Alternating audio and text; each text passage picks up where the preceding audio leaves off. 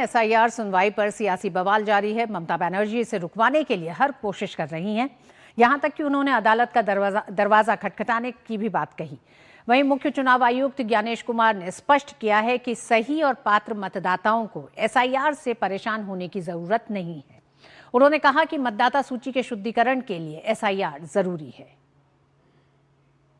SIR के विरोध में बंगाल के राजनीति में तनाव का पारा चढ़ता ही जा रहा है। मुख्यमंत्री ममता बनर्जी ने अब एसआईआर के विरोध में खुद सुप्रीम कोर्ट में पैरवी करने की इच्छा जताई है। विपक्ष का कहना है कि ममता बनर्जी खुद की वोट बैंक सुरक्षित करने के लिए कितना बेताब है, ये उसी का ही प्रमाण है।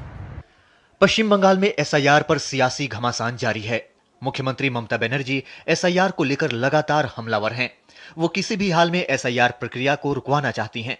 बात यहां तक पहुंच गई कि अब उन्होंने अदालत जाने की धमकी दी है। ममता यहां भी नहीं रुकी। उन्होंने कहा कि वे खुद ही सुप्रीम कोर्ट में दलीलें रखेंगी। हम कानून की मदद लेंगे। कल कोर्ट खुल रहा है।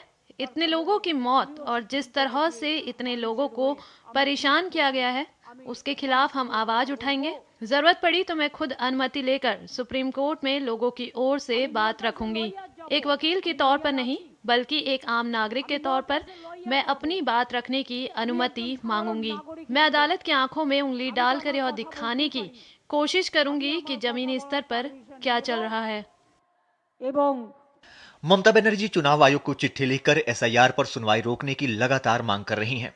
प्रदेश के नेता प्रतिपक्ष शुवेंदु अधिकारी मुख्य चुनाव आयुक्त ज्ञानेश कुमार को पत्र लिखकर ममता बनर्जी के आरोपों का खंडन किया है। शुवेंदु अधिकारी ने ममता बनर्जी पर एसआईआर को लेकर भ्रम फैलाने का आरोप लगाते हुए कहा कि टीएमसी के गंदे राज सामने आने के डर से मुख्यमंत्री आयोग पर दबाव बना रही हैं। शुवेंदु अधिकारी ने अपने पत्र में कहा कि मुख्यमंत्री की शिकायतें तथ्यहीन हैं और निर्वाचन आयोग को राजनीतिक रूप से बदनाम करने तथा आम लोगों में भय और मताधिकार छीने जाने की झूठी कहानी गढ़ने का प्रयास है।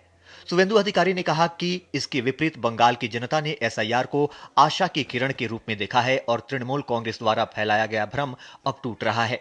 उन्होंने दावा किया कि सुनवाई रुकने से सच्चाई दब जाएगी, लेकिन विपक्ष इसे किसी भी हाल में नहीं होने देगा। भाजपा नेता दिलीप घोष ने मुख्यमंत्री ममता बनर्जी पर तीखा हमला करते हुए दावा किया कि टीएमसी की चुनावी जीत काफी हद तक बोगस वोटों पर टिकी है, इसलिए पार्टी इस प्रक्रिया को रुकवाने के लिए बेताब है।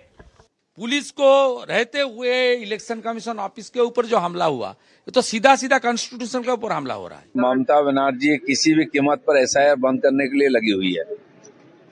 लगभग 1 करोड़ के आसपास नाम माइनस हो गया है, फिर भी अभी वो एसआईआर बंद करने के लिए 1 पॉइंट प्रोग्राम एसआईआर बंद करो। क्यों? आपको इतना डर क्यों है कि आप हार जाएंगे, एसआईआर पूरा हो जाएगा? तो अगर ऐसा है तो आपको हारना ही है। मुख्य चुनाव आयुक्त ज्ञानेश कुमार ने कहा है कि सही और पात्र मतदाताओं को एसआईआर से परेशान होने की जरूरत नहीं है।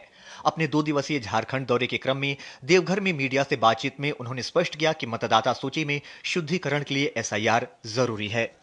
जिस भी मतदाता की पात्रता होती है, अर्थात वो भारत का नागरिक होता है या 18 वर्ष की आयु से ज़्यादा होता है या उस पोलिंग स्टेशन के आसपास के रहने वाला होता है, उसका नाम मतदाता सूची में अवश्य होना चाहिए और अन्यथा नहीं होना चाहिए। तो ये दायित्व चुनाव आयोग निभाता है और निभाता रहेगा। दरअसल ममता बनर्जी सीनियर वोटर्स को परेशान किए जाने का मुद्दा उठा रही हैं। इन आरोपों के बीच चुनाव आयोग ने भवानीपुर में एक सीनियर सिटीजन के घर पर हुई सुनवाई का वीडियो जारी कर सच्चाई उजागर कर दी है। भवानीपुर मुख्यमंत्री ममता बनर्जी का अपना चुनाव क्षेत्र भी है। आयोग का कहना है कि वीडियो से साफ है कि पूरी प्रक्रिया शालीनता और नियमों के तहत की गई और किसी भी तरह का उत्पीड़न नहीं हुआ। ब्यूरो इनपुट के साथ सौरव दत्ता और सोमेश पटेल की रिपोर्ट, डीडी न्यूज।